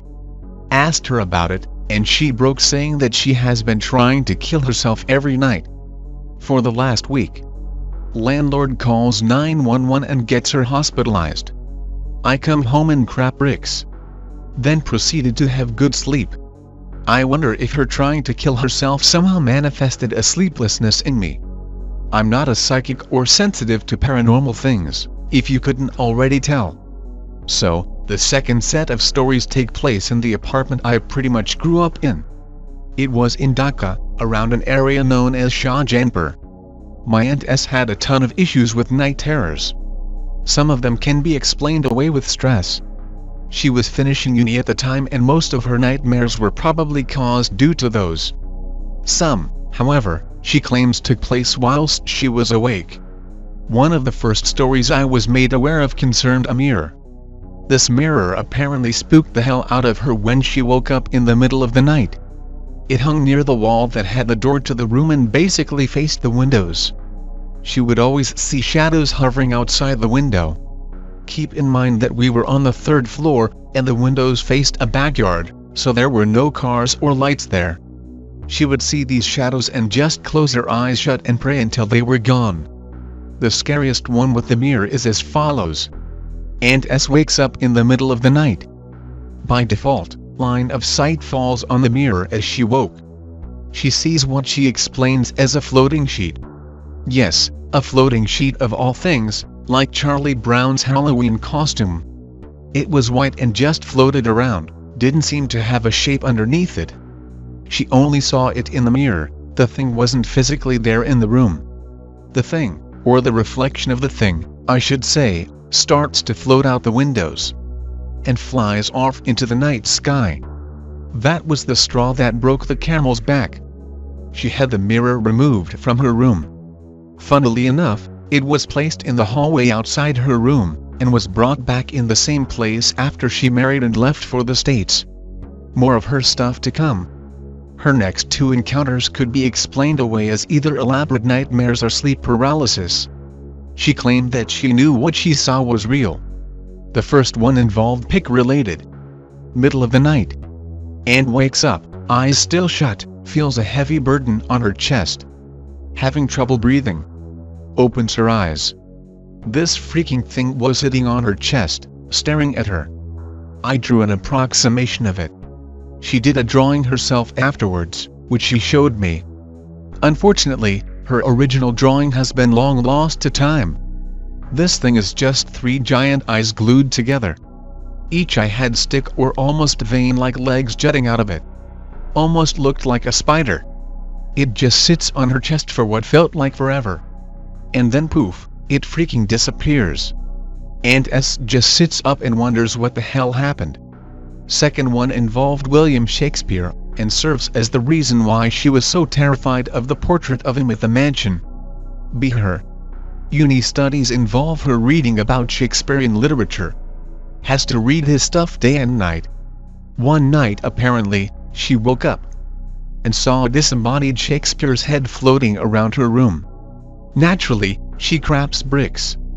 The head apparently glared at her and supposedly said angry things to her before it poofed away.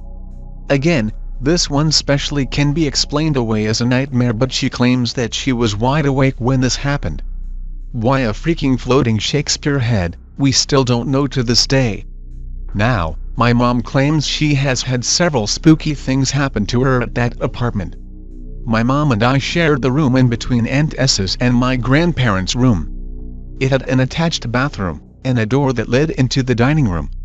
Whilst we had a bed in that room, she mostly slept on the floor because my mom liked hard floors over a soft mattress. I would mostly sleep on the bed.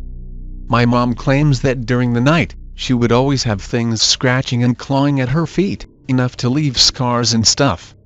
We can dismiss that as being bug bites and whatnot, but she says she knows the difference between a bug's bite and what felt like nails scratching at her feet. She believes that she has a jinn that follows her around. During her time in Bangladesh after I was born, she somehow got involved with this Hujr, which is an Islamic priest, and used to work for him. Stuff like raising money and attending seances and stuff. I saw the guy once when she took me along to his mosque. The freaking place was lit though. Looked like a modern day palace almost.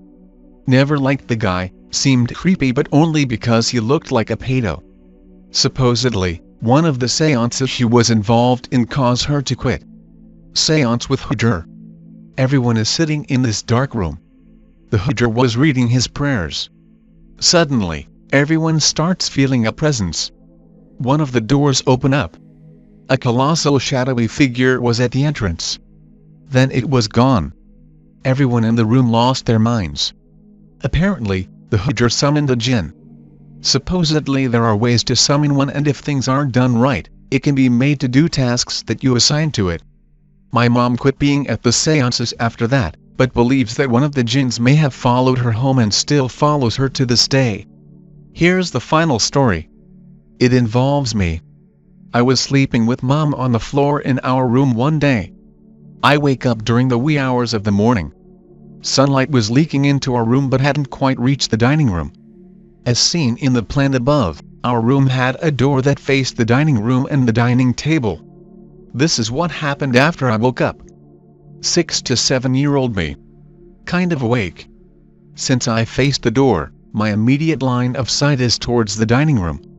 See what looked like mom standing by the dining table. Call out to her, telling her to come back to bed. She turns around, and I catch sight of her. Completely black figure with 2 red eyes.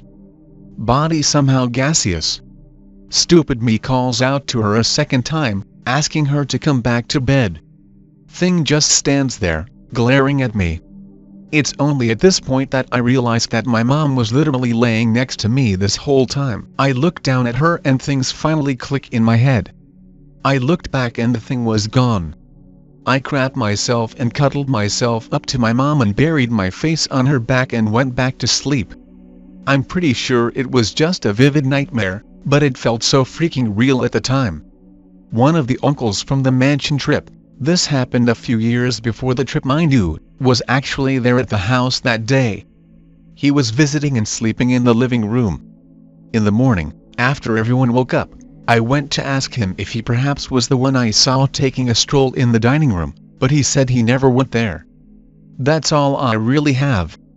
I just wanted to share these with you all since /X has provided me with some interesting reads over the years. If you all want to share stories or ask questions, please go ahead. I appreciate you all taking time to read these.